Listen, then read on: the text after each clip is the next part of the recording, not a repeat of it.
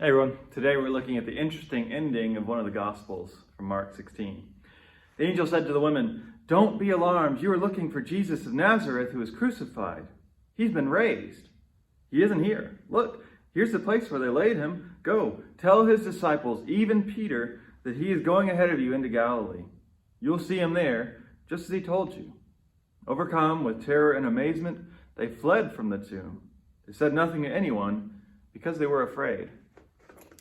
So we don't have time in this little video to get into all the different theories and ideas about the ending of Mark, but the best evidence suggests that this is where Mark originally ended his gospel, which seems really strange, right? What kind of ending is that? The women come, they hear Jesus is raised from this angel, and then they're too afraid to say anything. Surely that couldn't have been what Mark intended. Well, maybe it's a cliffhanger, right? This is a common way of ending stories that we know. And the reason you do that is it makes you ask questions. It makes you wonder what comes next. And obviously we know that's not the end of the story, right? Obviously those women did go and tell someone because we know the story, because Mark knows the story and is telling it. So Mark knows there's more to it, but maybe there was a reason for that. It actually invites us to put ourselves in their shoes. If we had come to the tomb that day and had found the body of Jesus missing, and we had seen an angel who everything in Scripture says are actually a little more scary looking than what we assume, how would we have reacted?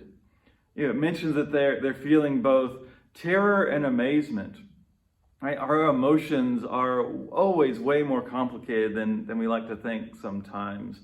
And we never know exactly how they're going to affect us and how they're going to affect what we do and what we say. But when it comes to this story, this hope of new life that comes through Christ, what is our response? When do we sometimes listen to the voice of fear? Like I talked about yesterday. It can keep us from doing and saying what we know is true, what we would even say is what we want to do. And so Mark, by ending his gospel in this way, he invites us to ask, you have also heard this word, that Jesus, the crucified one, has been raised from the dead. So what are you going to do? Are you going to be afraid? Are you going to tell the world about it?